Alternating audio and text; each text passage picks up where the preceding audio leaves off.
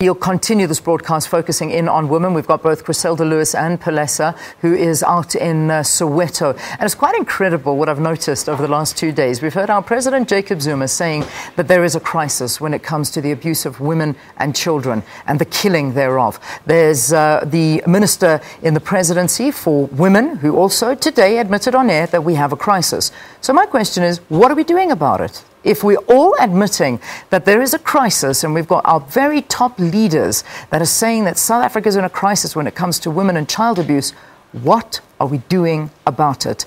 Surely you're the ones that can make the rules to change the behaviors. Anyway, that's my take on all of that. So I'd love to hear from you. What is your take on the recent killings in South Africa? Let's go back to Palesa. Palesa, who have you got for us now? All right, thank you very much, Lee. And of course, that's basically what the Minister in the Presidency responsible for women said to us this morning, that they have declared a state of crisis here in South Africa due to the killings of young women. Presidency also issuing the statement saying that they are outraged. That's the word that they used.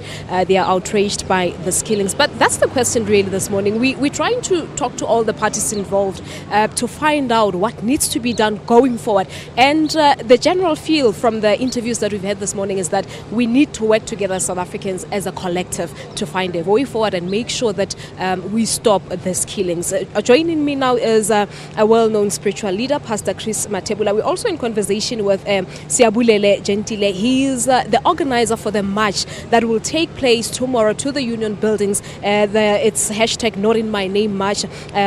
You obviously are concerned as men with the killings of women. Correct. Hence the march tomorrow morning to the Union buildings. Yes. Look, really, we need to, all of us, to play our roles respectively. It doesn't help us really sitting and engaging on Twitter debates and Facebook debates without doing anything that is practical on the ground and being one with the people and seeing what is it that we can do. But we've seen marches previously taking place and we've never seen a march of this kind. Yeah. How different is this one from this one? Is different because it's arranged by men who are marching against themselves, because we won't be issuing even any memorandum. We are saying we are issuing a memorandum against ourselves as men, but of course women are encouraged to come and participate. All right. No, Pastor Mathebula, I've been in conversations with a whole lot of people ever since these killings started, and some people are saying this is a spiritual matter that needs spiritual intervention. Yeah, I'll say it's actually both. It's a spiritual matter, and at the same time, you know, everything, as I said before, everything rises and falls on family. Yeah. You know, it is another sign that we have been sitting on the time bomb for too long. Families are not taking responsibility. You know, this is a sign of, you know, young people who are showing anger. Boys who grew up without fathers. Fathers are there, but they are not taking responsibilities. So these boys and these men, it is just a sign to say we are angry and then we have not been raised in a proper way. So something must be done, and spiritually, even churches, they need to stop playing games and begin to deal with these matters, because the devil is after our boys, and then in return our women are suffering big time. So yes, ma'am, it's also a spiritual matter. So it goes back to the issue of family values. Family values, yeah. We had a guest in our studio earlier this week who was basically saying we as the society, we tend to focus a lot more on girls than boys, and we sort of neglect our boys, and hence such events.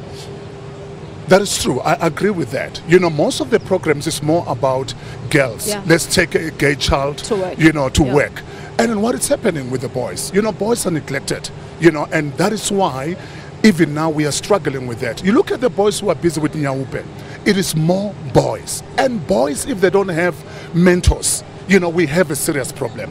Did you know that over 70% of young people, young men who are sitting in prison, these are boys, you know, who grew up without fathers. They are so angry. They are saying we need attention. We need somebody to take care of us. We need somebody to mentor us. These are the problems that we are having. That is why as a church, as Men of Hope, we decided that we're going to take our boys and mentor them. If we are going to build this future, we need to make sure we take care of our boys and then we train them, you know, we mentor them so that they can become good fathers tomorrow, so that we don't have this type of a problem. Broken families as well playing a role in this whole situation. But Siyabulela, conversations that men should be having, like you said, it shouldn't just end at Twitter and Facebook and all your social media platforms. What conversations should men be engaging in now in South Africa? Look, we really need to, I've been saying this almost the whole week, we really need to have a look at the root cause of our problems. We have a very big problem of patriarchy, which has normalized some of the things that are giving us problems today. So that's where we should be focusing at starting our conversations at, to say, you know what, guys, we should do away with things like a woman's place is in the kitchen, a man's place, a man is the head and the woman is the... Who came up with these things? Of course, Fundisi might feel like I'm challenging because the Christian. Because the Bible says women should be submissive. Exactly. But now what about somebody who doesn't believe in the Bible and things like that? We really need to go back and find the root cause and talk about these things, really, to say, you know what is it that us as men that we can do? Because honestly, when we are meeting in our own space, things that we talk about don't build us. And I won't stand here and lie to the people and say, no, Mina, Siyabulela, when I'm with my friends, we talk about, we do talk about the state of affairs, but you know, we end up talking about things that will not build us at the end of the day. Yeah. So really, we need to. But what discussions, like I said, should men be talking about? Discussions involving us, and how we relate to women. You know, how men have been trained to bottle feelings. You know, you know, you should be strong, take it like a man, and things like that. And at the end of the day, we are bottling all these things. When we retaliate, someone dies. I'm not saying it's an excuse for one to kill the other, but it's a series of events, really, at times that leads to the guy doing what he will be doing. Can I just ask this to you, just before I give you a chance to respond? Yeah. Are men trash? Look, I'm not pro men are trash. I'm not. Against? I don't even want to entertain the question, really. We should really. But you're having a march tomorrow, and that's the hashtag that's been trending on Twitter for the past 2 weeks. Look, not in my name is not anti-men are trash. We are focusing on building relationships that will make meaningful contribution into this whole thing. All right. Bamfundisi, men, are they trash? No, to be honest with you, there are good men out there, you know, and we cannot paint all men because of few guys. Here we are men of hope. People have seen us. You know, we started, you know, bringing hope to the people, to our families as good men. We have over 5,000 men, you know, who have committed themselves that, number one, they would love their wives, you know, they will take care of their children, and then they will respect women, you know, based on what my brother said. You know, even what people are saying, that the Bible says women must submit. It says we must submit to each other, one another. It is not only women must submit to a man, even if a man is doing nonsense. You know, we need to take responsibilities as men. Treat your wife. I've been married, you know, with my wife for 20 years. And haven't cheated on her for 20 years. Not cheated with my wife. There are still good men in this nation. And not only that, I've never touched my wife. I never, you know, gave a hiding to my wife. This is what we are teaching. My children never saw me beating their mother. So we are saying to men, this thing is doable. If we can teach our children how to treat women, that is where we need to talk about. And then at home, how are we treating our own sisters at home?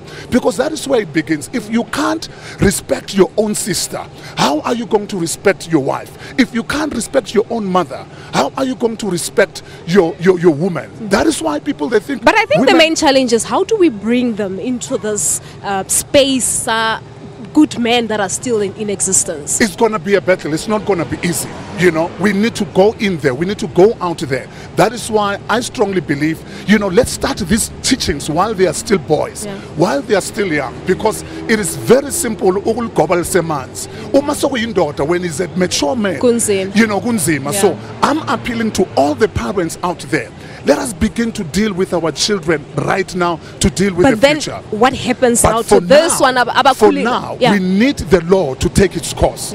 Umthetho wethu must come very strongly. Men who are doing things like this, they must go to prison.